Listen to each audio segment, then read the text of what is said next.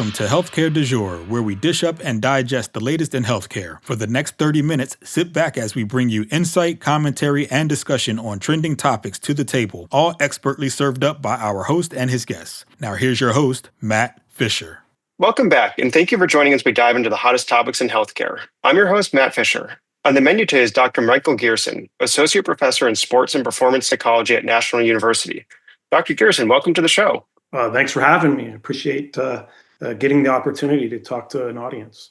So, Dr. Gerson, what I always like to do before getting into the main part of the conversation is to give my guests a chance to provide more of an introduction in terms of who they are and what they do. So the floor is yours. All right. Well, I think where to begin is not an origin story, but just to sneak in there the fact that I come from an athletic background, played every sport you can think of.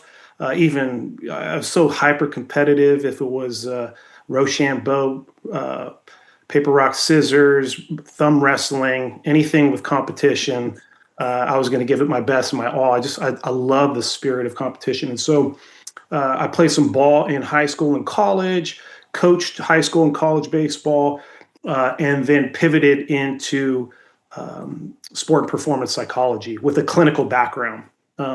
And so I've done a lot of different things, from working in an inpatient eating disorder clinic, a chronic pain clinic, college counseling centers. I've helped open up a Army Center for Enhanced Performance that created a mental toughness program for special forces operators, worked with the Seattle Mariners for a time, and then fell into academia. And everybody always asks me, like, which do I prefer? What was my favorite position or job? And I say all of the above. This is a great field, and it's so supportive. The people are amazing. Healthy, into exercise, into working on their mentals, as a professional football player calls it. It's just I keep evolving and growing and developing and learning and just moving in these different directions. So it's been a lot of fun, and I look forward to seeing what, the next 20, 25 years brings. Yeah, no, it sounds like you kind of take whatever opportunities in front of you and run with it. And, it's kind of what I always remember my parents telling me is, be happy with what you're doing, and, be ready to take advantage of whatever unexpected opportunity comes your way, because you never know what's going to happen. But I think before kind of diving into, specifically what you're focused on, you're just talking about, playing a lot of sports and being extremely competitive, and, playing through college. But, what got you into the actual kind of mental health and actual healthcare side of things in the first place? Yeah, well, I mean, to begin with, I don't think anybody's really in the dark when it comes to mental health. Like, we all have a family member who's struggling with substance abuse or depression or anxiety or burnout, or has autism or is on the spectrum. I don't think it should be too foreign for people. The thing is, unfortunately, a lot of people suffer in silence and don't really bring it to the forefront.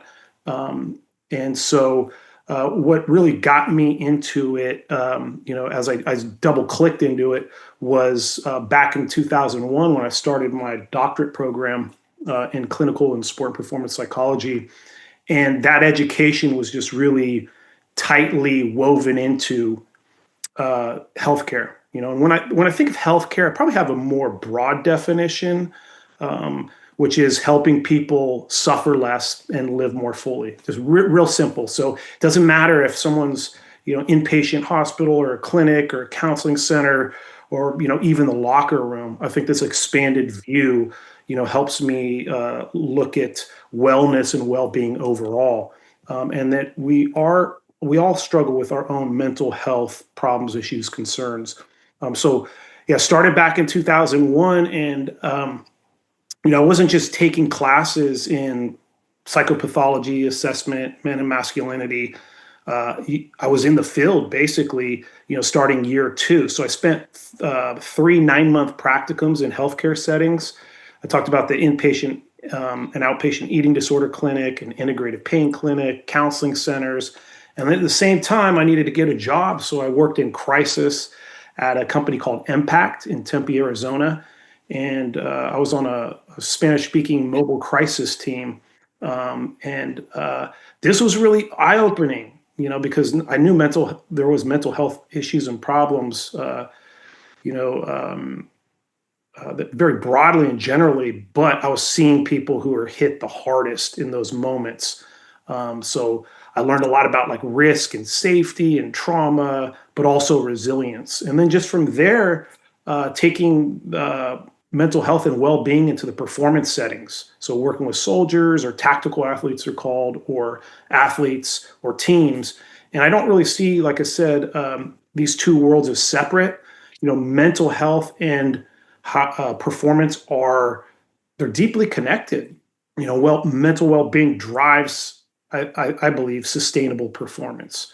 So I became very passionate about integrating evidence-based practices into my mental skills with my own personal orientation, which tends to be very holistic, focused, with a lot of contemplative mindfulness practices layered in there. Um, so I'd say I entered healthcare from a very traditional clinical psychology doorway, but then I really realized quickly that mental performance and mental health, they're not separate. So what I try to do is really bridge and merge the two.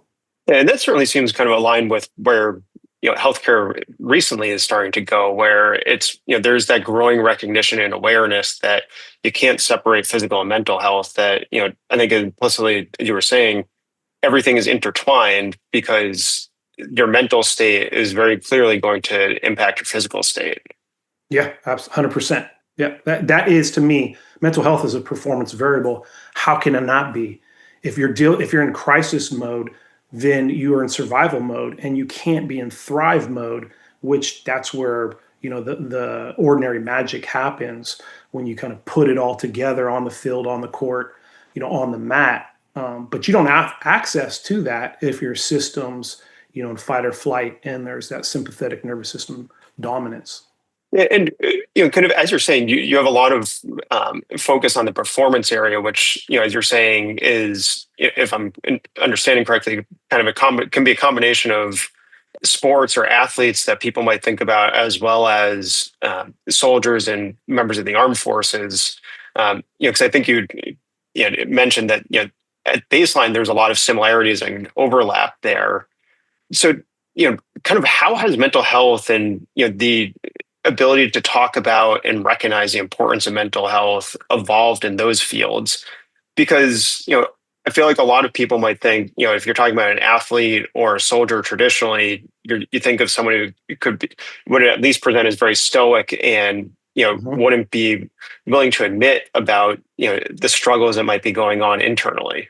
Yeah, I think we've done a wonderful course correction so far, but we still have a lot of room for improvement. And so the landscape has changed dramatically. We've gone from this almost complete silence to more of an open, intentional conversation. 10 or 15, 20 years ago, when I got into the business, athletes and especially soldiers or warriors were taught to push through it. In fact, they use an acronym called SUDO, suck it up and drive on, which is you need to be hard charging, in combat, and when your life, you don't have a whole lot of opportunity for downtime or for the relationships, and you're constantly moving, and you're in a rugged environment, and you're not taking care of your mentals, then that can weigh on you over time. So I look at it as like toughness and well-being.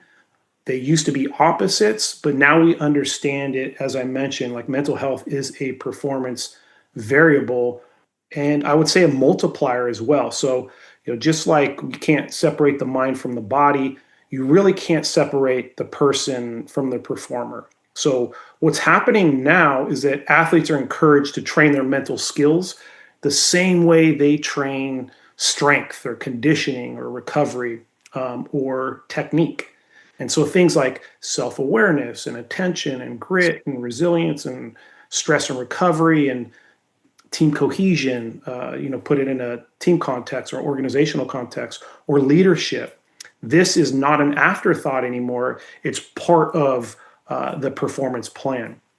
And so over time, what I've seen is a reduction in stigma. And that's really being driven by athletes, performers, soldiers, professionals, college athletes as well. Those are probably two of the areas where we're starting to see more visibility and more people stepping up and speaking out. And kind of as part of that, willingness to step up and speak out, as you just said, in your mind or from your perspective, were there any kind of seminal moments or particular events that maybe got that ball rolling? Yeah, I was trying to think back to, because once I think I got in the field like 2001. That's when I started working on my doctorate degree. And I remember there just wasn't a whole lot of visibility. There wasn't a lot of discussion. It was like this hidden thing, where people didn't have the opportunity to, share what they were going through. It was almost discouraged in a way. So around like 2001, 2, 3, I remember all of a sudden, like in the NFL, there started to be these mental health crises that were popping up. Before a Super Bowl, I think it was the Raiders way back in 2003. There was Barrett Robbins, who just didn't show up to a Super Bowl. And I mean, it was just wild. And they found out later that he had bipolar disorder. Junior Seau taking his life after being diagnosed with CT. That was a huge and hard-hitting one, especially for people in California and NFL fans. He was so beloved. There was another guy, Dave Gerson, as well, who committed suicide. And then there was the Patriots, Aaron Hernandez, the tight end, I think he was, or a wide receiver, I forget now. And he had the most severe CTE, but which with CTE comes some like byproducts of anxiety, suicidality, depression. So I felt like for me, and the small window that I'm looking through, I really learned about it through the NFL. And then like around 2018, like Kevin Love, the basketball player who was playing with LeBron James in the Cleveland. I really heard about him because I'm a diehard Warriors fan. And they were playing against Cleveland a lot. So, just like he came out, and then it was like Michael Phelps, which I'm not really into swimming, but I know he's massive in the swimming world and Olympic world. And all of a sudden, Naomi Osaka and Simone Biles, these high profile athletes started to openly speak out. Then COVID hit, and it was just like this perfect storm. And it started to pick up momentum.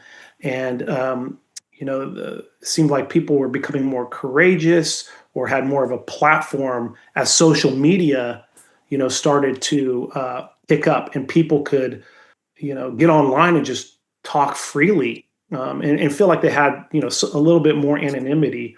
And then all of a sudden, all these documentaries came out. I know because my colleague is that's her population is a lead gymnast. So, she had me watch The Weight of Gold, where Simone Biles was talking about we have to protect our minds and bodies. And then, when she got on air and she talked about some of the issues and the pressures of being an elite gymnast, then that I really think that was like what they call like critical mass or the tipping point. And now, I've someone I went to school with, Dr. Kenza Gunter, who she used to be the president of ASP, and I think she's moving into like president of APA Division 47, sports psychology section of the American Psychological Association. She started a program with the NBA and WNBA on mental health. And so, baseball is a huge proponent that creates these science teams now that want the athletic trainers, the physical trainers, the dietitian, the nutritionist, the sports psych, and the docs all together working as a cohesive group, almost like when I worked for the Integrative Pain Center, where you have a lot of specialists coming together and creating these safety nets and really helping people get the help they deserve, or training them. We call this in the military like left of the boom. Before the boom goes off, let's train them up, upstream, sometimes they call it, so that when they go downstream, they already have the skills to be able to deal with tough situations. Yeah, no, and kind of as you're just describing, it's, with that timeline that you laid out, we're talking like almost a quarter century now of successive events building off of one another, kind of emphasizing the importance and the need to really focus on mental health. And for those of you just joining, I'm talking with Dr. Michael Gerson from National University, talking about, kind of holistic care and looking at mental health and physical health as an integrated matter, and sports as a catalyst for it. Dr. Gerson, with that like succession of events that you were just walking us through, when an athlete or any other high performer, or I guess to say public figure, comes out and starts talking about the impact of a mental health strain right now, or any other non-physical issue, do you think the discourse is still where it could be or where it needs to be? Because sometimes it feels like when someone reveals the struggle that they're going through, there's not always that immediate support, but there's still a reaction in some quarters to criticize the person and try to minimize the impact of that issue. Yeah, I think there's been a huge impact and ripple effect. But like I said in the beginning, there's still so much room to grow. Yes, public figures have come out and started talking about their hidden truths about their mental health, and it's really humanizing. The process, telling people that it's okay to struggle. That's a part of being human, and we really are swimming upstream because society just has all these built-in programs that make it feel really uncomfortable to talk about. And if you do have these experiences, then somehow you're subhuman. But I think with the modern world, the way it is right now, we're all catching a lot of heat. We're all catching the friction and fast-paced world. In fact, even for me to just get here and be on this podcast, it was just such an insane pace and clip of all the things I needed to do here. Then I have to remind myself all the time, stop and breathe, or be at where your feet at. So yeah, there is a change, but when we're trying to turn the ship, it's such a huge ship that it's just taking a while. So I think is hopefully people feel like they have more of a platform to speak their truth, to be honest, to be supported, to feel listened to. And it's always great when you get either high profile athletes or just like authors. For me, it's authors who talk about the struggles that they endure, everything from ankle biters to traumas to life's hardships. So one for me is, being someone that is really into the contemplative field, the mindfulness space. Pema Chödrön, who is an American Tibetan monk. I mean, she's like my hero, and she has really gotten me through some of life's major dips. And she wrote a book called When Things Fall Apart. And here she is, like a Buddhist nun, like a rock star too. And she just openly shares all the things that she still deals with on the daily basis. And Ram Dass was the same way, and Joseph Goldstein, and all these juggernauts in the field, when they step up and talk about their personal problems or the things that they are facing or enduring, then it helps me, and I think others, turn up their own volume on their voice. So it seems like kind of part of that is, as you just said, seeing someone that you look up to talk about the issues is the spur, maybe opens up that feeling of freedom for you yourself. Anybody who sees that as an example, to them be able to talk about their own struggles, or it's you kind of see, you're able to compare yourself and say, oh, I'm seeing, I'm feeling that same thing, so maybe I need to look at my own health and consider have that introspective moment. Yeah, I think the authors, like I said, or movie stars, or people that we see like they don't have, or we pretend that they don't have any flaws, or we have this illusion that they're perfect. And when they can stand up in front of, on the podium and stand in front of their fans and people that look up to them and say, "Oh, dude, there's no such thing as perfect. Like I'm just as flawed as you." And I think that really helps people strengthen their backbone, and gives them this like psychological permission to be okay with talking about the things that they have to deal with in life. Which once again, like we all have to deal with these things in life. So it's important to be able to lean on each other, and to find support groups, whether that's in your inner circle or out or in an outer circle, and not to suffer silently or do it alone. And so, kind of as you're saying, seeing someone in the public sphere talk about the struggles that they have, and I think as you just said, kind of breaking that illusion of needing to be perfect. I guess, does that help drive like a cultural shift? And is that culture of trying to have that perfect outward appearance, or that not admitting to struggles, is that type of a culture unique in particular areas or particular countries, or is that a universal issue, or is that really something that can be broken and looked at more regionally? Oh, that's a great question. I think as humans, we're all like other humans, is kind of a quote, right? But then we're all also unique. Universally, I feel like that's part of the deal. Like we are spiritual beings living a human existence on a planet where we're here to learn and to get experiences and to become more wholesome and to put new ways of being into action, and to love ourselves and love other people and keep enlarging the circle of us. So that's when it comes to just human beings in general, it doesn't mental health doesn't choose a particular population or group of people. We all get we all get to experience health crises and problems, and so that's universal. Country wise, I'm not sure. Regionally, I'm not sure. Like when I think of different populations, being in the sport and performance one and the military one, the military is really good about creating programs, wounded warriors and such.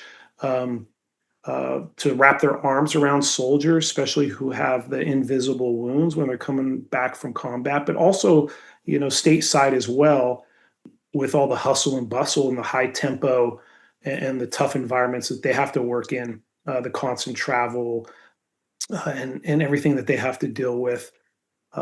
So I'm human, yes, regionally, based on country, I'm not sure. But I really think that we used to look at mental health as a pathology, like what's wrong with you. Now we're finally changing our tune. It's more of like what happened to you or what's possible for you. So we're not seeing mental health only as an absence of illness.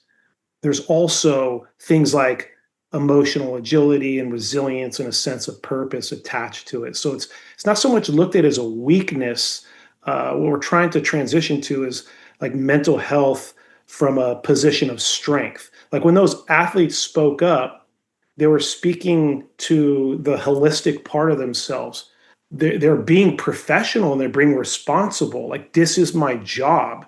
This is how I make a living and make money. And my mental health is important because that fuels my performance.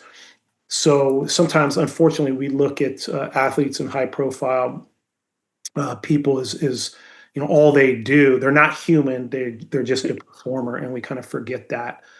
Yeah, no, I think that's a great grounding point. And kind of building off of everything that we've been talking about so far, it's, kind of, believe it or not, we are already close to the end of our time. So it's, kind of want to ask one final rounding out question, which ties to what you mentioned earlier, which is we have, work still to do in the discourse.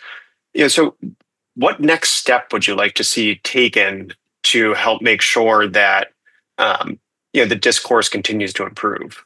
Yeah, I think the part in the section that gets left out is the middle. So normalizing it even more than we are right now, right? So most of our attention goes to the extremes, either crisis or calm, but mental health lives on a continuum, and the vast majority of people are that third, in the middle, and they might not have full blown mental health clinical diagnoses, but they're still dealing with everyday stress, fatigue, uncertainty, burnout, pressure, feeling overwhelmed, feeling isolated. So if we only respond when things fall apart, we miss that entire landscape of prevention. So I'd like to see education always. We can't have enough education. So teaching more of the performance pieces or the resilience pieces, emotion regulation, insight and awareness, mindfulness, teaching people how to be more gritty, teaching people how to upgrade their coping skills, just like we do with technical skills, more accessibility. So we can always have more available support, not just in crisis situations, but for everyone. Affordability is always important. Being diverse and culturally responsible and competent is important. And then just like mental health not being its like own separate lane, because that's not how life works. It should be woven into everything. It should be so foundational. Like when you're talking about leadership, coaching, or onboarding for an organization or a new position, and it should be embedded and inculcated into the fabric of any and all organizational cultures. And then celebrating more, like valuing the soft skills, even though I don't think they're soft, like emotional skill building tactics, just like we celebrate strength and speed and technical mastery. So hopefully, these few things we can make a shift and move forward. I think we should applaud where we are now and the growth that has occurred over the last 15 years. But once again, hopefully we have the inspiration, desire to roll up our sleeves and learn where we need to go next. I think that's a very great, inspiring message to part on, because as I said, believe it or not, we are already out of time, and I want to thank my guest, Dr. Michael Gerson, for a great conversation today. Thank you, and please reach out if you have any questions. I can give him my email. Sure.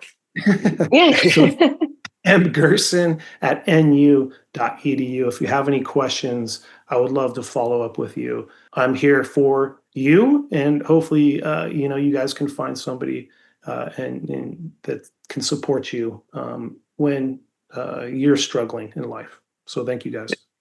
Yeah, and thank you to everyone listening. Keep the dialogue going and connect with me at #HCDEJURE. I'm Matt Fisher. Until next time.